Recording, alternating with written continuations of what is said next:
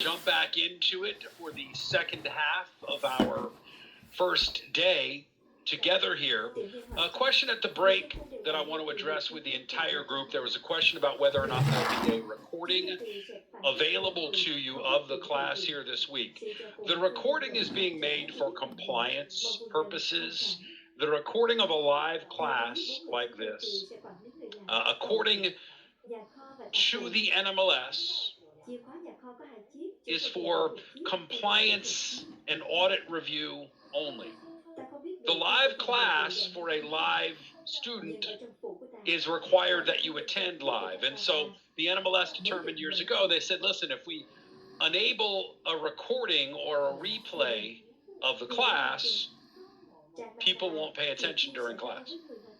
So if we're doing a live class, you've got to be there, right? It's kind of like somebody showing up in a college class today and just like running an AI thing on their phone and not paying attention in class the whole time. You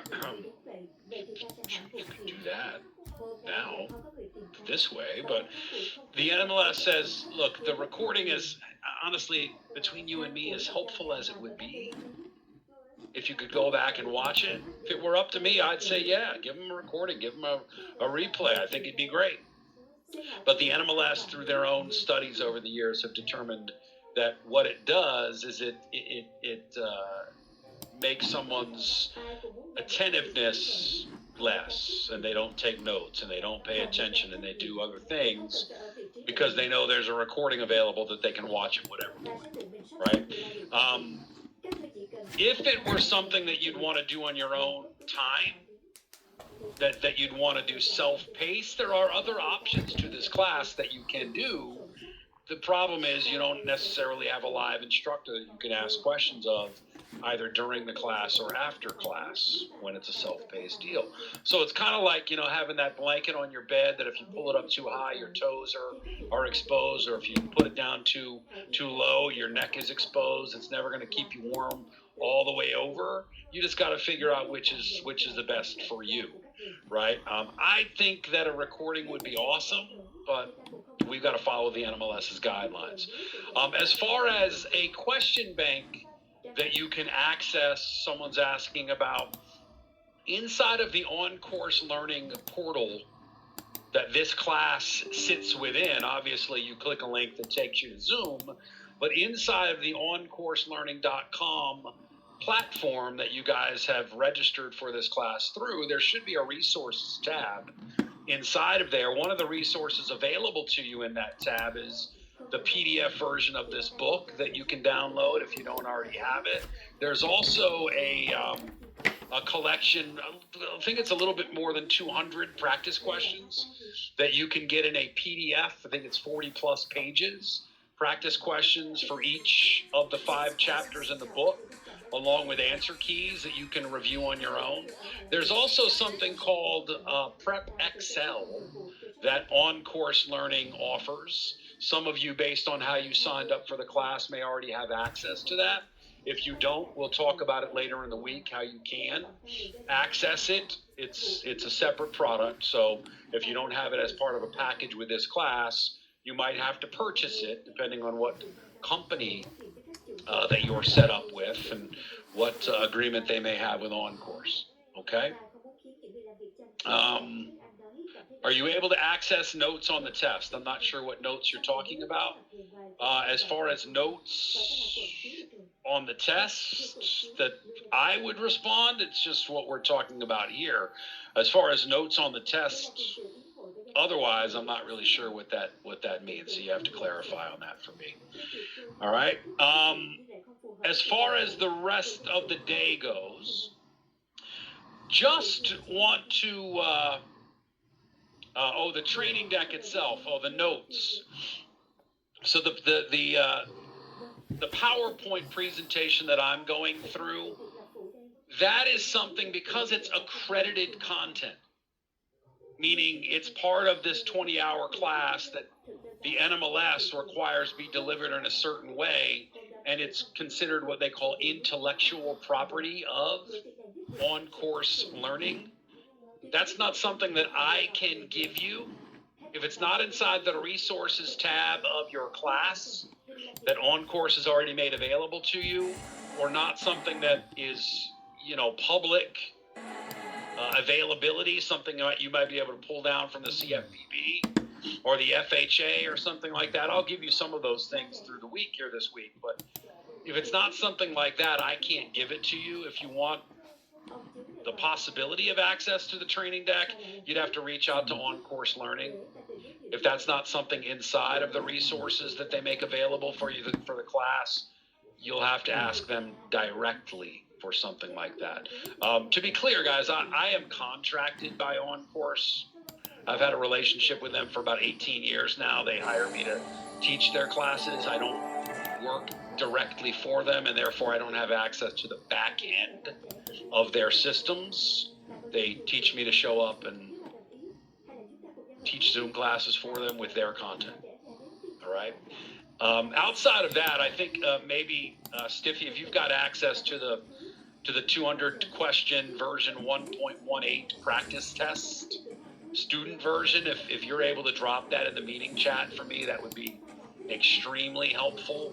That way, if they don't have access or don't know how to get into the platform where the resources tab is, they could grab it there. And while you're at it, Stiffy, if you wouldn't mind popping in the PDF of the book itself, the version 1.18 PDF of the book, that would be awesome too. Thank you very much. All right, now back to where we were content-wise. We left you inside of the Truth in Lending Act. We rolled up to the right of rescission just prior to the lunch break. The rescission aspect of this will begin with the legal definition. It says rescission, middle of the page on 42 in your book. Page 40 in the PDF says the rescission is legal remedy that voids a contract between two parties, restoring each to the position that they held prior to the transaction. Prior to the transaction. All right, and it says there are two specific types of rescission. The first is more ordinary. It is a 3 business day rescission, intended to give the bar the opportunity to reconsider even after they've signed their documents. A 3 business day window within which they can reconsider, do I really want to go through with this? Right? Sometimes when a borrower gets to the closing table and they're given closing documents to sign under the stress and pressure of closing day, they don't always read the documents as carefully as they should. And they might have missed something that later that evening or the next day, they might look a little more closely and go, wait a second, this isn't exactly what I agreed to. And there are some loans that allow, even a day or two after closing the loan, that they could cancel the loan before it actually funds, before the money gets wired during that period. Not every loan allows for that. We'll talk about what loans do and what loan doesn't in just a minute. The 3-year rescission is a little different. It's only available where there are borrowers who didn't receive, number one, a notice of their right to rescind, and number two, maybe the required disclosures that the Truth in Lending Act mandated be given to the borrower. Maybe they didn't get all the disclosures they were supposed to, or they didn't come accurately within the guidelines of the law. In either case, that would be considered a violation of the law, a violation of the consumer's rights, and a 3 business day rescission period, therefore, would be extended to 3 years, really giving the borrower some ground to make a lawsuit. That's really what that 3-year rescission period allows for, is the grounds for legal action to be taken against the lender. The more ordinary of the two, though, is the 3 business day rescission, which is the normal rescission period extended a borrower whose loan allows for it. Now, we said not every loan allows for it. Let's talk about which do. Bottom of that same page. It doesn't matter whether it's open-end or closed-end credit. It can be a line of credit or a closed-end lump sum regular installment loan. The key here, though, is the loan being drawn against the property the borrower lives in at the time? You see, loans secured by the consumer's principal dwelling. That's what that term means. The consumer's principal dwelling means it's the house they live in, and you might want to add the word now right below that. The home they live in now. And I add that word now because, listen, primarily, rescission is available for refinance loans. There is no rescission available for purchase. That's not the home the borrower lives in at the time the loan's being drawn. Maybe it's the home the borrower moves into tomorrow after the purchase loan's finished. Maybe it's the home they move into this weekend when they can round up their friends to help them move in. But it's not the home they live in now. So therefore, because it's not currently their principal residence or primary dwelling, it does not allow for rescission. There is no rescission allowable for loans drawn against a vacation home, a second home. That's not the home the borrower lives in as their principal dwelling, nor is there any rescission available for loans drawn against an investment property, where maybe the borrower has tenants living, paying them rent. Rescission is only available in loan scenarios where the property that's used as collateral is the home the borrower lives in at the time the loan's been drawn. So for the most part, my friends, it is refinance loans that rescission would be available so long as that loan is drawn against the home the borrower lives in. On occasion, you may see scenarios where it's a second mortgage or a line of credit. For example, when my wife and I took out our line of credit, the home equity line, a few years back, because we drew that line of credit against the home we live in, that loan allowed for a 3 business day rescission period.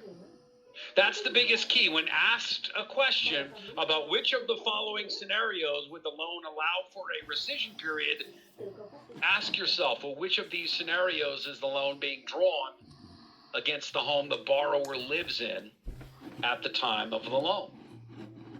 Now, where there is a right of rescission allowed, the notice of right to rescind, middle of the following page there, is due at the closing table. That's its timing. It's due at the closing table, and creditors are required to give 2 copies of that notice of right to cancel at the table to every party that has got an ownership interest in the principal dwelling securing the loan.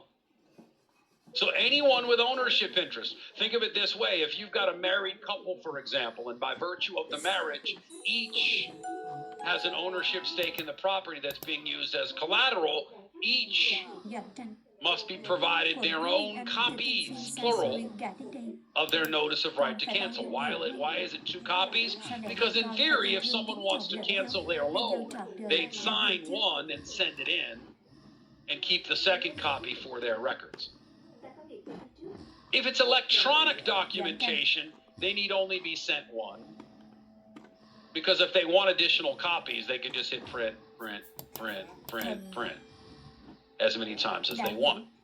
But the biggest key here is that every person with ownership stake in that property, maybe their name is on the deed, must be made aware that they have a right to rescind or to cancel that loan, and that right is theirs alone. They don't need the agreement of someone else with ownership stake. If they're not agreeable or comfortable with that loan, they can cancel it on their own. The 3 business day right of rescission, guys, is a waiting period business day. Remember, waiting period business days are defined as any day other than Sundays and legal public holidays. And what do we mean here by waiting period business day? Well, we've got to wait to fund the loan. When people sit down at the closing table and they sign their closing documents, loans that allow for rescission do not fund that day. We have to wait 3 business days, full business days, before that loan will fund. And remember, business days are defined as any day other than Sundays. and legal public holidays when we're talking about waiting Hello? periods. The other thing to add with rescission Khoảng business days nửa is that tiếng it nữa is được không? required a full Yeah. business day be counted off. And what I mean by this is if we were to nửa close a tiếng loan at lại 3:15 có in the rượu. afternoon on a Monday, Yeah, vâng. today's actually day 0, not day 1. Because we're midway through the day. This is not a full business day. So if you were closing on a rescission loan on a Monday afternoon, Monday is day 0, Tuesday is day 1, Wednesday is day 2, Thursday is day 3, Thursday at midnight, that rescission period would expire and that loan be eligible to fund as early as Friday morning. 3 full business days for rescission. To be clear, because a rescission business day falls under the definition of a waiting period business day, excuse me, let's run through that same example as if the closing were to occur on a Tuesday. If the closing occurred on a Tuesday, Tuesday is day 0. Wednesday would be day 1, Thursday would be day 2, Friday, day 3, Friday night at midnight, the rescission period would expire, and that loan would be eligible to fund as early as Saturday morning. Is it likely to fund Saturday morning? Probably not.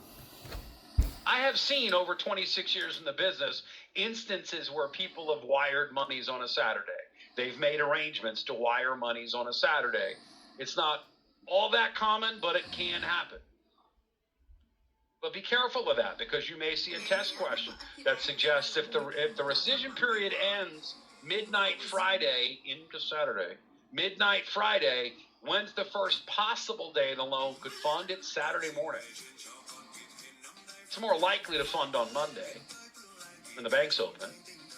But it's possible, it's eligible to fund as early as Saturday morning. Be careful of that. Now, with open-end credit, with lines of credit, the credit line, remember the loan is not funding, meaning money's being wired into someone's account. With a credit line, it just means the credit becomes active. For example, again, years ago when my wife and I opened up that home equity line of credit, because it was a loan being drawn against the home we lived in, we signed all the documents, but we could not access the credit line that day because it was a rescission loan. We had to wait 3 business days for that line of credit to turn on, to go active, before we could draw against it. So it's the same concept with both, whether closed or open-end loans. It does not go live until after the rescission period has expired. As far as exercising the right to rescind, I alluded to this a minute ago. Anyone with ownership interest can cancel the loan. And when I say anyone, I mean anyone, a person. It does not have to be an agreed upon decision. Anyone with ownership interest has the right to cancel that loan before it funds on their own if that's necessary. If they're not in agreement with the other parties, but they're not comfortable with the loan, they have the right to cancel that loan on their own. Any one person with ownership interest in that property and rescission rights, then, of course, can rescind that loan on their own prior to it funding or prior to that loan going live if it's a line of credit. There is a waiver of the rescission, right? A waiver of the waiting period deadline, okay? That is available to a consumer if they can document a bona fide financial emergency. Okay, if it is a bona fide financial emergency, which means if there's, let's say, a tax bill that's due and there's going to be a tax sale on the front yard, if there is a medical emergency and they're able to demonstrate that they've got to get access to that money 3 days sooner than they would if the rescission period were allowed to expire, they can plead their case to the creditor and see if the creditor is willing to allow that bona fide financial emergency exception. Someone's asking, even as a non-obligor of the promissory note, again, it's anyone that's got ownership stake of the property can cancel the loan before it funds. The point is, whether you're on the loan or not, whether the specific terms of your attachment to the loan involve you or not, if you have ownership stake to that property, even if you're not on the loan, that loan affects you. Because your property is being used as collateral. So even if you're not on the loan, you can cancel the loan if your property is being used as collateral. Number one, you must be made aware that your property is being used as collateral. And number two, you've got to be agreeable to it. Imagine this, and I've seen this a couple of times across 26 years in my career, where you've had a married couple. And by virtue of the marriage, both have ownership stake of that property. In certain states, that's what happens, right? In terms of community property, once the marriage has occurred. But I've had a couple of scenarios where I've had a spouse try to refinance their mortgage loan and pull out as much of the equity in that property as they can behind their spouse's back. Okay? And then have a plan that they'd file for divorce after they pulled out all the equity. Now, the protection there, again, is if that borrower, or the non-borrower rather, the non-borrower does, though, have ownership of the property being put up as collateral, they have a right to know that's being done behind their back. I had one instance where someone was having someone else show up at the closing table pretending to be the spouse until they were asked for ID and questioned on the ID. And everything kind of blew up. But this is one of the ways, again, that we're protecting everyone with ownership stake in that property, whether they're on the loan or not. Whether they're on the loan or not. All right? The 3-year right of rescission, we said, is not an ordinary piece here. The 3-year right of rescission is really just left as legal remedy in the event that in a normal rescission scenario, a borrower didn't receive their property, their rescission rights documentation, their right to cancel documentation, or just in plain terms, the truth in lending disclosures weren't provided accurately. The 3-day rescission period is extended to 3 years, not because there's anticipation the borrower would cancel the loan, but because it allows them a window to file a lawsuit. That's really what that does. Right, that takes us over into the advertising piece. After the basics of rescission, we want to jump over to advertising. The bottom of the page on page 47 in the book, or 45 in the PDF, the basics here with advertising under the Truth in Lending Act is that we tell the truth. I always say, listen, advertising really should be the first of all of these pieces, because it's what compels someone to work with one company over another, the quality or the strength or, the believability of their ads. And so before breaking out advertising into two of its main elements, open-end credit versus closed, let's talk about the two basic rules for advertising that applies to either. Bottom of page 47, it says, Reg Z says that you can only state credit terms that are actually available from that creditor. In other words, you cannot bait and switch. You cannot advertise terms that are not available from your company. It does not say, though, that whatever you advertise, you've got to make available to everyone. That second bullet point says, if your advertising does have qualifiers, if there are certain guidelines or rules that have to be met for a borrower to be eligible for that loan, there's got to be required disclosures in that same ad. They say with equal prominence and in close proximity. Actually, the law says clearly and conspicuously with equal prominence and in close proximity. In plain language, it means no fine print, please. To be even plainer, we say this: if you're going to tell me what's so great about it, you'd better also tell me the catch.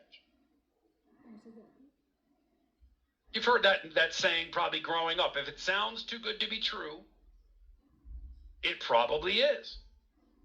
So if the ad sounds too good to be true, then there better be additional language in the ad that tells you what's necessary to make it seem true. What information are you looking for? It sounds too good to be true. Well, what can I tell you that would make you believe it? What's the basic information that's got to support? Additional disclosure that's got to support. And so when we're talking about advertising, when we say, hey, if you're going to tell me what's so great about your loan, that's referenced to as a trigger term.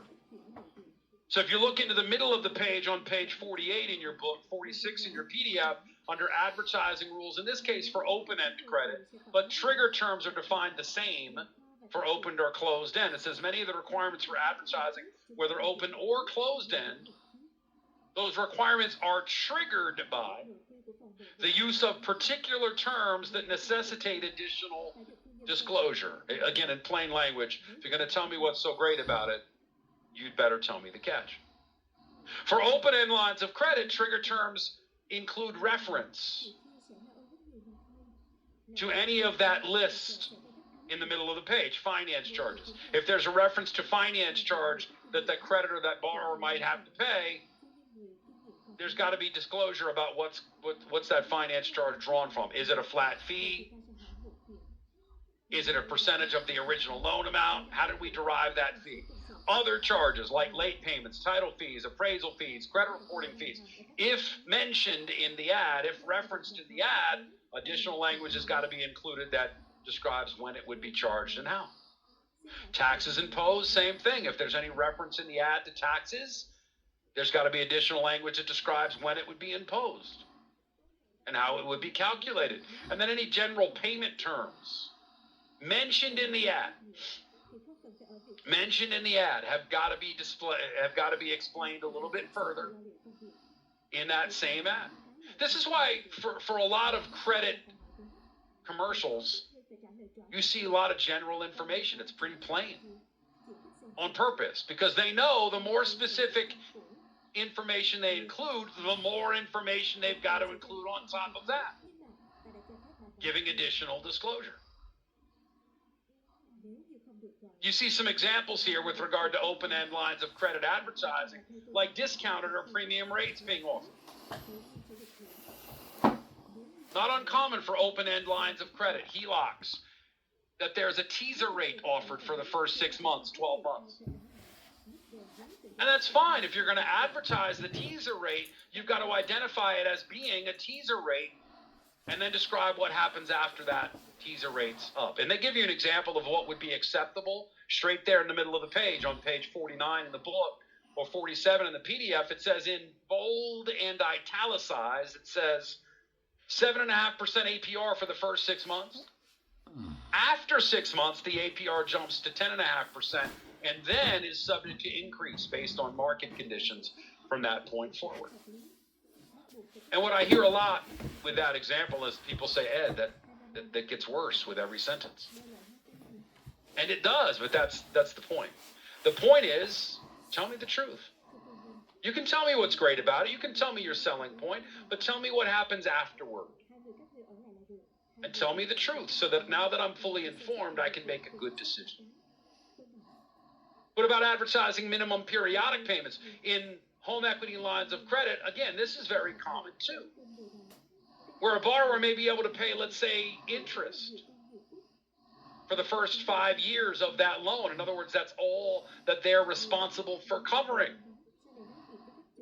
But if that results in there being what they call a balloon payment at the end, after 5 years, whatever principal balance remains is to be settled up in one lump sum payment. Well, that can be very detrimental. That could put the borrower in a bad spot if they've got to come up with all of that money at once and they weren't aware. So again, if you're going to tell me what's so great about it, you could pay just interest for the first 5 years of this loan. But if there is a balance after 5 years, you're going to have to stroke one big check to pay off the rest of the loan. That doesn't sound so great when you've got all of the information. And that's the point of truthful advertising. If the advertisement references tax-deductible interest, now we've got about 80% of our group that are 0 to 5 years in the business, and maybe some of that's closer to 0, I would expect for most of you. And even if you're brand new, though, I would imagine that a lot of you are familiar that mortgage interest can be beneficial when it comes to tax deductibility. Depending on how you file, whether you use the standard deduction or you itemize, you could get a benefit of mortgage interest on your tax returns. And what they're saying here is if you're advertising as a creditor tax deductible mortgage interest as a selling point, you've got to include in the same ad that this doesn't always work out exactly the same for every borrower. Some scenarios may be tax deductible, some may not. Specifically, the consumer should advise a tax advisor regarding the amounts that may or may not be deductible for their situation. Everybody's different. Now that takes us over to closed-end credit and the advertising guidelines here. Top of the page on page 51 in your book, or 49 in the PDF.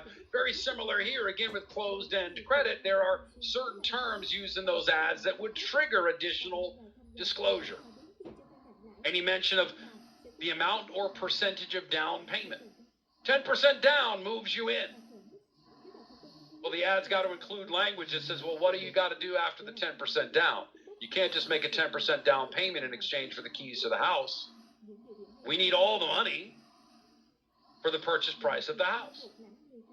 No, you would think when someone says 10% down payment that a lot of borrowers or buyers would understand, if I put 10% down, that means I've got to get a loan for the other 90%. A lot of times we just assume that the average consumer understands that. They don't. And that's part of the job that we do, is explaining all of that. If there's mention in the ad of the number of payments, or perhaps the period of repayment, 360 payments, that's 30 years. We can't just assume that the borrower understands that. It's got to be clearly defined. If the payment amount is mentioned in the ad, right? $300,000 loan for a payment of as low as $1,500. There's got to be further language about what that $1,500 payment includes. Is that principal and interest? Does that not include taxes and insurance? And then finally, just like open-end lines of credit, if there's a finance charge reference in the ad, further information's got to be included describing how it is charged, how we arrived at that number. I would just say put yourself in the consumer's shoes. If you're the person watching the ad, what's the information you need to know additionally in order to make that ad make sense? The law doesn't say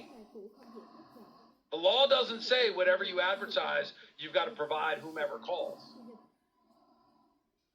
The law says in your ad, you can specify that there are certain qualifications, but you just can't hide those additional qualifications. You've got to include them in the same ad. They say clearly and conspicuously, with equal prominence and in close proximity, which just plainly means no fine print, please.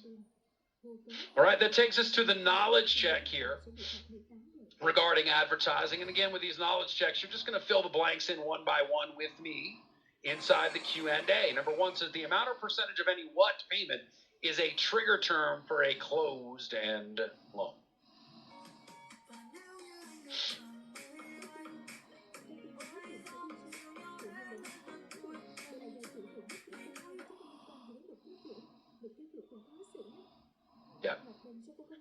Yeah, the amount or percentage of any down payment is a trigger term for a closed-end loan. Very good.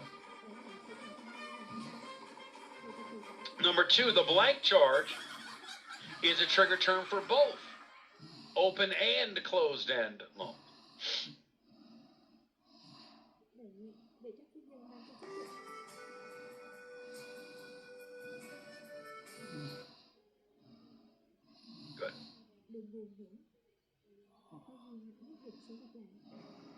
Yeah, finance charge. Finance charge is a trigger term for both open and closed-end loans. Should it be referenced in the ad, additional language has got to be included describing how it's charged or where it came from. Flat fee, percentage of something.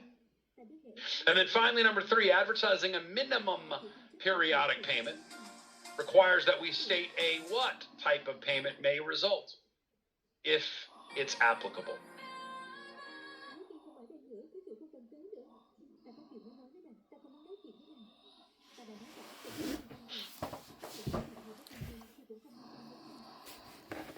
Great. Yeah. This would be a balloon payment. A balloon payment. If a borrower's paying, let's say for 5 years, just the amount of interest that's accrued from month to month to month, that would mean they've made no progress in paying down their principal. And if that principal is to be settled up in one lump sum payment, and that's a requirement of that borrower, it's critical that they be made aware. That's all that says. That's all that means. All right, that takes us out of what we would consider, or what I coined, the Truth in Lending Act proper. The main protections of the Truth in Lending Act regarding the borrower, and brings us over into penalties for violations of the Truth in Lending Act. And that's the middle of the page on 53, 51 in your PDF. And as I mentioned a little bit earlier, I would be more aware or concerned with criminal penalties first and civil penalties as a subsequent kind of a follow-up, but not quite as critical. The criminal penalties here for violating the Truth in Lending Act, you see where there may be willful and knowing violation of the law, meaning with knowledge or on purpose. That could bring as much as a $5,000 fine and include imprisonment of up to 1 year. And listen, both for RESPA and TILAs, we've seen 1-year prison sentences. That could be the loan originator. People say, well, that couldn't be me, right? It's my company that would have to send somebody to jail. Well, that somebody could be you. And I say that because, again, if your company is able to demonstrate that they've properly trained you, that they've had you sign off on policies and procedures that illustrate you certainly knew what you weren't allowed to do, yet you did it anyway. And as soon as they found out you did it, they fired you. They can protect themselves from the obligation that they stood with you as an employee. And they could kind of hang you out to dry, as they say, as the one that has to suffer through this penalty. That takes us over to some subsections under the Truth in Lending Act that deal with predatory lending. Top of the page on page 55 in your book, or 53 in the PDF, HOPA, the Home Ownership and Equity Protection Act,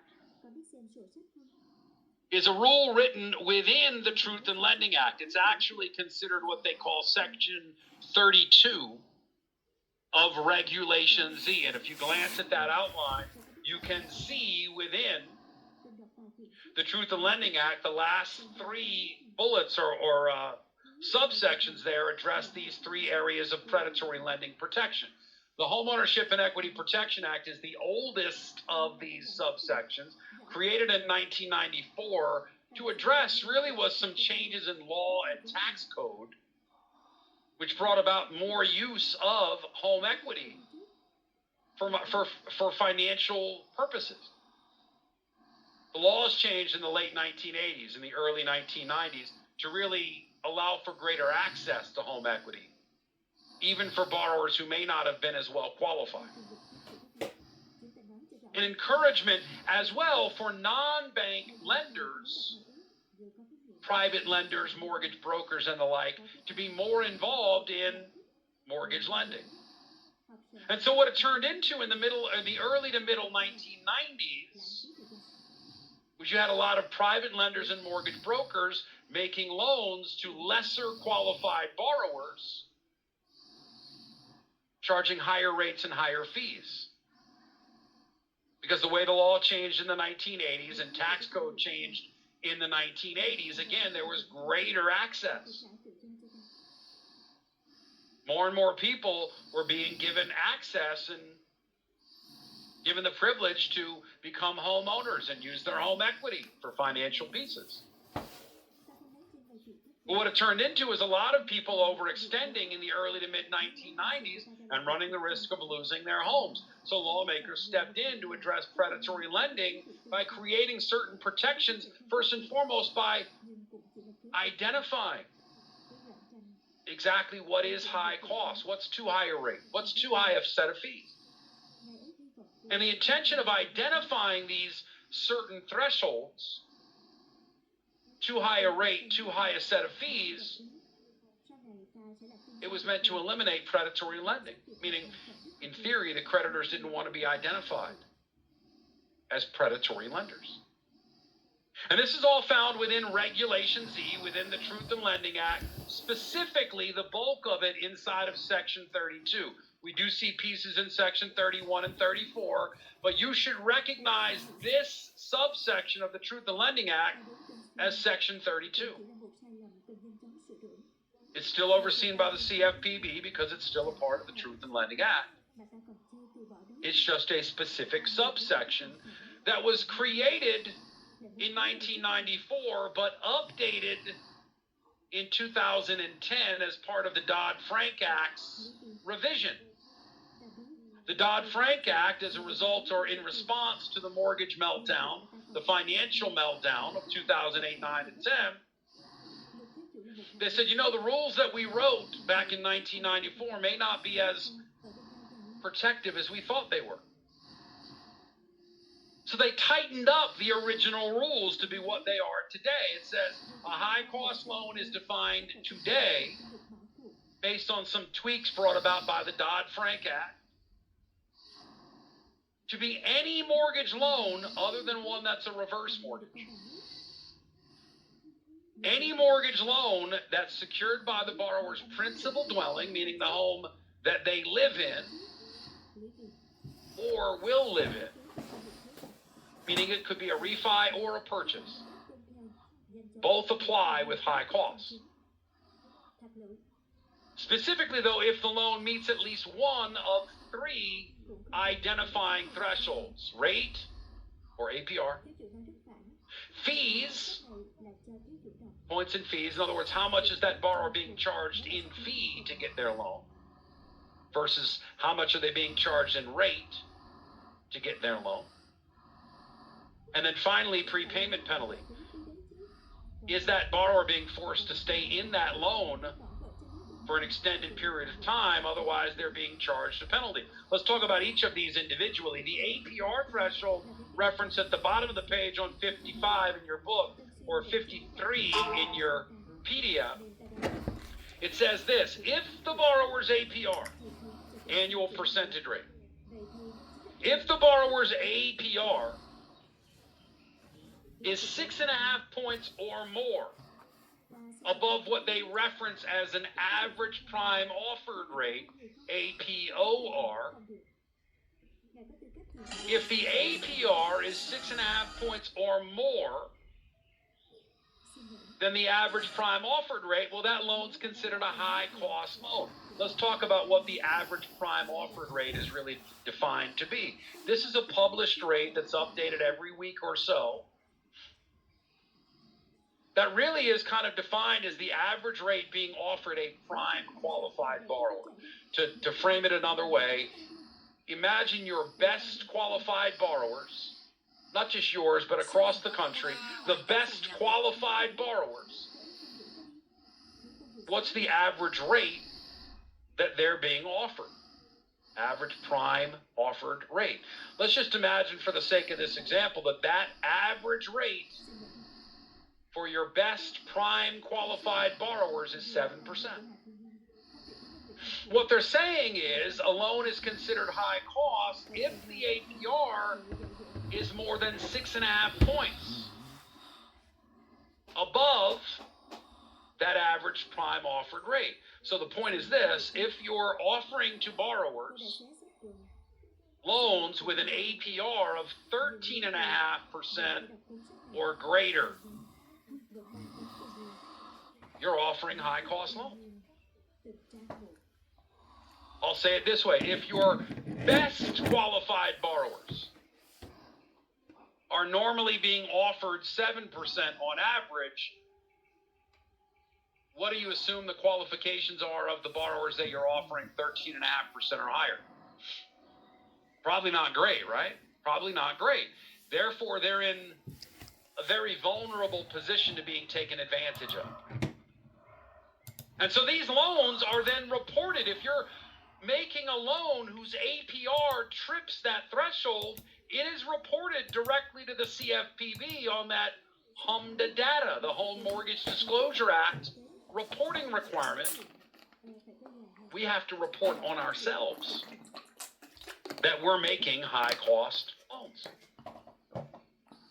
Now, that's the first lien threshold. That's the primary loans threshold. There's a subordinate lien threshold that just speaks to second mortgages, and they allow for a slightly wider threshold. Instead of a 3.5-point difference, instead of a 6.5-point difference, instead of a 6.5-point difference, they allow for as much as an 8.5-point difference before a second mortgage is characterized as high cost. Why? Because a second mortgage is a higher risk. So they allow for a wider spread before that loan is characterized as high cost. If I were you preparing for this exam, I'd make sure to know the first lien threshold for APR is 6.5 points above what an average prime qualified borrower might be offered. Now, the next threshold here beyond APR is points and fees. And points and fees in the mortgage world, we're just really talking about what is the borrower being charged as a percentage of their loan amount in the fee that they're paying the lender to get their loan. So if you go to the top of the next page there, you see that the general threshold here for points and fees, and it says for loans of greater than $26,968, if you've got the hard copy book, that's likely the number you see. That's been updated as of January 1st. And that new number that's considered every single year at the beginning of the year is now $27,592. So for points and fees, they just say this: any loan made in an amount of $27,592 or greater, which is the majority of the loans you'll make, the points and fees threshold for that loan is 5%. So what they're saying is if you're charging more than 5% of the loan amount in points and fees, you're charging more than is necessary. You're charging a high fee. And you're giving someone a high-cost loan by virtue of the fee you're charging.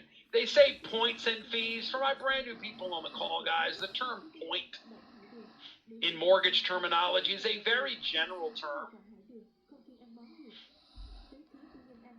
That means 1% of the loan amount. A point is equivalent to 1% of the loan amount. So if someone's being charged 2 points in origination, they're being charged 2% of the loan amount. If the loan amount is $200,000, 2% is $4,000.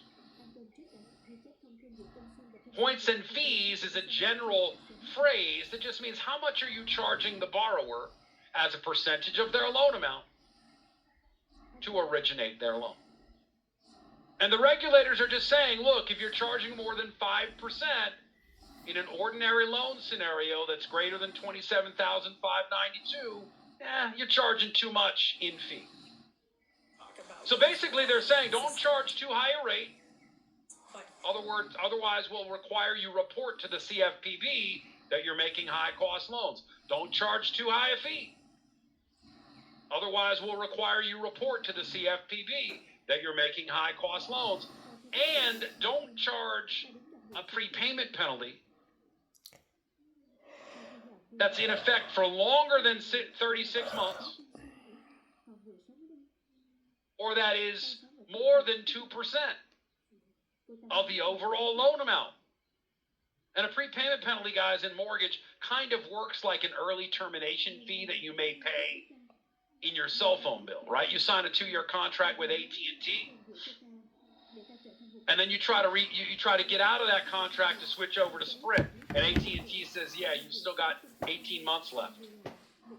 If you want out of your contract, you're going to have to pay us the remainder of your contract to get out. It's an early termination fee. In the mortgage world, prepayment penalties used to be very regularly used, especially by subprime mortgage companies, to try to prevent their borrowers from refinancing out of their high-rate loans before a certain time frame. It was not uncommon years ago for a loan to carry a 5-year prepayment penalty, which meant that if they tried to refinance within the first 5 years, they might be charged as much as 12 months interest, which, depending on the loan size, could amount to 10, 12, 15 grand. And that resulted usually in the borrower just staying in the loan, saying, I'm not going to pay that penalty, I'll just stay in the loan until it expires, and then we'll refi, hoping that they still had the opportunity to refi. But the lawmakers stepped in and they said, listen, that's kind of predatory that you'd force a person to stay in a loan at a rate higher than what they could get other places. Somebody could refi, let them refi. You can't have a penalty of longer than 3 years, 36 months, or more than 2% of the loan amount. Now, I will tell you, for my brand new people on the call here, especially my experienced people, you know this, the use of prepayment penalties in our industry has very drastically lowered. It's almost disappeared in our industry. There's a lot of states that don't allow it at all. If you do a loan in their state, they won't allow you to attach a prepayment penalty to the loan. And there are a lot of mortgage programs that won't allow it either, like the government programs are very strict about that, because it's considered to be a predatory lending term. And frankly, a lot of companies don't want anything to do with it, because it's one of those lending terms that really bright red light shines on your company, and the scrutiny from the CFPB gets very, very strict. And that's the same for any of these three. If you trip the high-cost loan thresholds in any of these three categories, you're required to report yourself. Your company reports itself to the CFPB as one that makes high-cost loans. And it brings the lens of scrutiny from the CFPB to your company. And most companies would prefer lower the rate a little bit, would you? Lower the fees a little bit, would you? So that we could get just below where that threshold sits and not put ourselves in that lens of scrutiny. Now, not every loan is considered high cost. Not every loan rises to the level of those three high cost thresholds. There are also what's referred to as higher priced mortgage loans as well. Bottom of that same page, 56. In your book, page 54 in the PDF, this is somewhere in the middle. This is not the borrower that's being offered the best loan terms, the best rates, the best fees, but nor is it the borrower being offered the worst loan terms, the highest rates, the highest fees. This is the borrower that's somewhere in the middle, and their loan is being offered in a sense that's just a little higher price. Hello? Yeah. It's not high cost, it's not the worst of the worst, it's just a little higher price, and it's specific to APR. Yeah.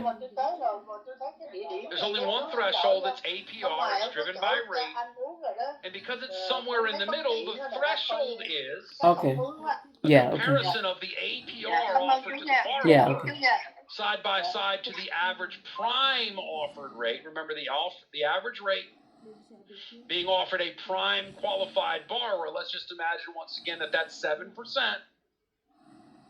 And what they're saying is, for most first lien mortgages, so long as that loan does not exceed the conforming loan limit, which currently sits at $832,750, so long as your loan does not exceed that loan limit, they say 1.5 points is the APR threshold here. So if the average prime offered made to borrowers who are well qualified is 7%, What they're telling you is any loan offered with an APR of 8.5% or greater is considered higher price, not high cost, not the most expensive, the most dangerous, but somewhere in the middle, just higher priced. If the loan amount does exceed the conforming loan limit, they allow for a slightly wider spread to account for the higher risk. If it's a second mortgage, a subordinate lien, they allow for a slightly wider spread even still, because it's a slightly riskier loan. But if I were you preparing for this exam, the number that I'd make sure to know for higher priced mortgage loans is first lien threshold of 1.5 points above the average prime offered rate for that borrower. Now, on this same chart, just so that you understand the relationship, this is the average prime offered rate. This is the rate being offered the best qualified borrowers, prime qualified borrowers. This is the loan that's identified as higher priced. If we can continue down this scale to 13.5% APR, this is the loan that's considered high cost. As far as the relationship between the three, this is generally the best qualified borrower, furthest to the left. This is a borrower that's not terribly qualified, but isn't the best qualified. And then further down the line here, this is the borrower that's not well qualified at all and is most vulnerable to being taken advantage of. And this is just a means that the government is using to identify and categorize the risks involved with the loans being offered to certain borrowers. And all of that is laid out inside of the Truth in Lending Act. The high cost loan, we said earlier, is identified under Section 32 of Regulation Z, TILA. The higher priced mortgage loan is actually defined within Section 35 of Regulation Z, TILA. And then there's a third category of vulnerability here of predatory lending that's defined through something called the LO compensation rule. The loan originator compensation rule, bottom of the page on 57 in your book, 55 in your PDF, just identifies that there are borrowers that have been steered in the past into certain types of loans, not necessarily because of it being the best loan for the borrower, but instead steered towards certain types of loans because compensation was more for the loan originator. And the loan originator was deciding, well, if I'm going to offer my borrower a loan, why would I offer him a loan that I make $500 versus a loan that I make $2,000? I wonder which one I can convince them to take. In the olden days of mortgage, and again, a lot of you on the call have been around as long or longer than me, you remember when you could offer a borrower a loan that carried, let's say, a prepayment penalty and get paid more money. You could offer a borrower a loan that was an adjustable rate instead of a fixed rate and get paid more money. You could offer a borrower a loan that allowed for an interest-only payment and get paid more money than offering them a loan that was a fully amortized payment. And so what you wound up seeing years ago is loan originators steering borrowers into certain types of loans, not based on what was best for the borrower, but instead what was best for the loan originator's bank account. And the lawmakers stepped in and they said, listen, mortgage people, we see what you're doing, and if you're not going to do the right thing on your own that's best for your clients, we're going to have to mandate your behavior by creating rules that discourage compensation based on particular loan terms, that discourage dual compensation, meaning pricing loans where loan premium is developed, yield spread premium is created, and brokers take that money as compensation themselves rather than offering it as a rebate to the consumer. And it's intended to discourage steering borrowers into certain types of loans that may not be best for the borrower, but instead are more advantageous to the loan originator's bank account. So what they did is they created 7 specific compensation structures that, according to the law, are allowable. You can see this at the bottom of page 58 in your book, 56 in the PDF. It says these 7 permissible compensation methods allow the borrower to be best served here, because none of them allow the loan originator difference in pay depending on the different type of loan. You see, one of these that's most common is the loan originator's overall dollar volume being the baseline that pay is driven from. Very, very common in our business that a loan originator be paid a percentage, a flat percentage of their overall dollar volume. For example, maybe they're being paid 1% of their overall dollar volume, and that's it. And they closed $1 million in volume last month. That means they make a check of 10 grand. They get 10 grand. Doesn't matter what kind of loans they originated. Doesn't matter how many loans they originated. They're being paid a flat percentage of their overall volume. And that's the gist of all these bullets here, that there is no incentive built in that the loan originator might steer a borrower to one product versus another. So there's really no reason that the loan originator wouldn't look out for what's best for the client themselves. And a loan originator compensation rule is written within Section 36 of Regulation Z. Again, subsections here of the Truth in Lending Act that deal specifically with what are areas that borrowers have been preyed upon. Now, outside of the Truth in Lending Act, the last of the 4 major laws is the TRID rule. We referenced the TRID rule earlier in the day. We said of the laws written in this outline, this is the 4th of 4 major laws, Chiller-RESPA Integrated Disclosure Rule. And that's where we'll return when we come back. We've got a top of the hour break coming up right here. We'll take this break and return at the bottom of page 60 in your book, 58 in your PDF.